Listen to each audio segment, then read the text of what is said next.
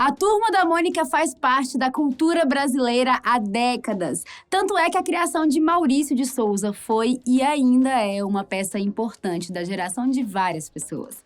Como a obra se tornou presente no nosso dia a dia, acaba que alguns detalhes podem passar despercebidos, como um fato curioso acerca do visual dos personagens. Por acaso, você já reparou que entre a Mônica, o Cascão e a Magali, só o Cebolinha usa sapatos?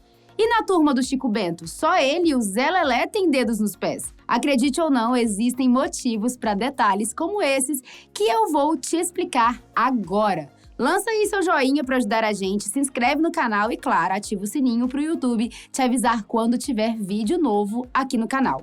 Eu sou a Amanda Constantino e você está aonde? Aonde? Na Fatos Nerd.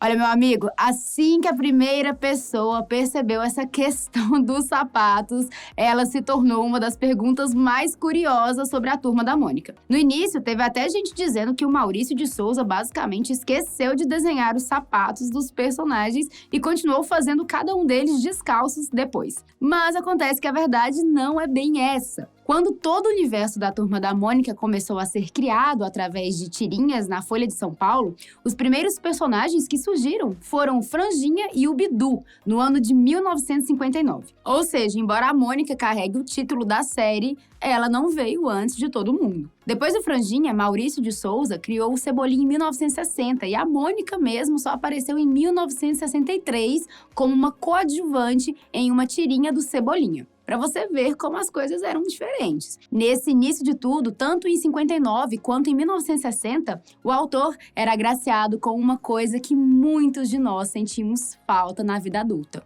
tempo. O problema é que até mesmo ele foi perdendo isso com o aumento do sucesso de suas criações. A questão é que lá no começo, por ter mais tempo livre para poder acrescentar detalhes às histórias, o criador da Turma da Mônica conseguiu fazer tanto Franjinha quanto Cebolinha com um layout um pouco mais, digamos assim, elaborado. Nas palavras do próprio Maurício de Souza, o Franjinha, por exemplo, apareceu com sapatos, roupas mais descoladas, meias e até pingos de nanquim bem cuidados na testa para fazer a franja característica.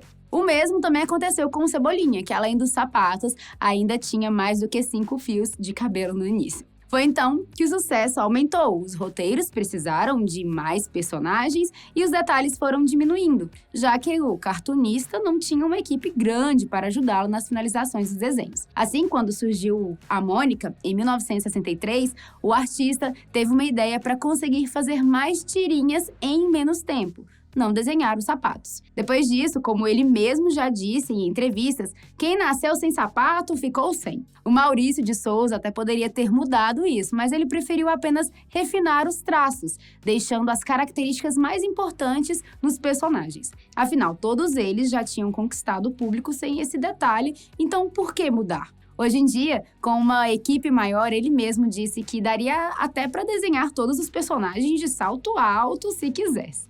Mas não foi o caso. O complicado é saber se a Mônica, o Cascão e a Magali não têm dedos mesmo ou se eles estão usando algum calçado da cor da pele.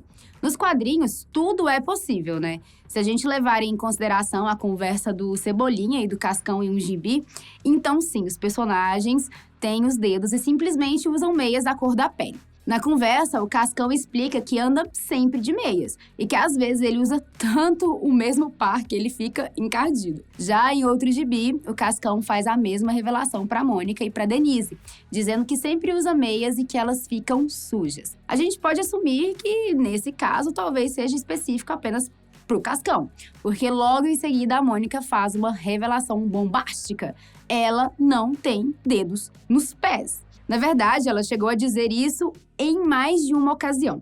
Tem outro gibi em que a Mônica diz que não tem dedos e nem unhas dos pés. Daí o Cebolinha aparece, tira o sapato e mostra que ele realmente tem dedos e chulé dentro dos calçados marrons. Já em uma outra tirinha, a Mônica aparece indo em uma manicure que diz fazer os pés. Ela entra no lugar e sai feliz da vida agora com dedos nos pés. É um pouco chocante, vai dizer que não, né? Sobre a Magali, a gente não conseguiu encontrar nenhuma referência sobre isso. Mas se você souber de algum quadrinho que fala sobre os pés dela, manda aí nos comentários pra gente ficar sabendo. Mas e o Chico Bento, hein? Porque ele e o Zé Lelé têm dedos o tempo todo. No caso do Chico Bento, ele foi criado em 1961, justamente na época em que o Maurício de Souza ainda tinha mais tempo para fazer personagens com detalhes. Só que o Chico Bento tem outro motivo para esse visual. A ideia do Maurício era deixar bem explícito que o personagem era da roça e que tinha um contato maior com a natureza,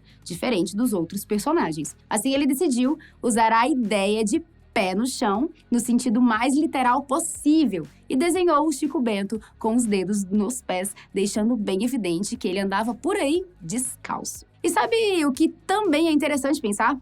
Por que o Cebolinha chama a Mônica de baixinha e gorducha se ele tem a mesma altura e circunferência que ela? Já parou para pensar nisso? Tem até um quadrinho que faz referência a essa questão e mostra a Mônica medindo o Cebolinha e dizendo ao final que tem gente que não se enxerga mesmo. Claro que isso é uma história em quadrinho e nem tudo precisa fazer sentido. Mas se a gente pensar bem, esse tipo de implicância do Cebolinha pode ser só alguma coisa de criança. Talvez ele nem tenha consciência do próprio tamanho ou mesmo tenha inveja dela, vai saber, né? O mesmo também vale para Magali, que adora comer e nunca engorda. Qual o segredo dela, hein? Essa questão já foi respondida por Maurício de Souza uma vez. E segundo o criador da Turma da Mônica, nem ele mesmo sabe. Em uma entrevista de 2019, ele disse que é um segredo da Magali e que se algum dia descobrir, vai tentar vender o segredo para um laboratório farmacêutico. Na conversa, o escritor disse ainda que tem algumas coisas que ele criou que não sabe explicar, mas que com o tempo dá para inventar alguma explicação. É por isso que histórias em quadrinhos são tão divertidas, né?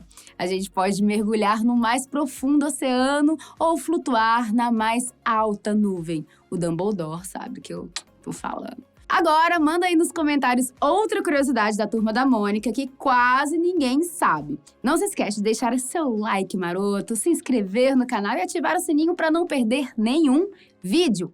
Um beijo e tchau!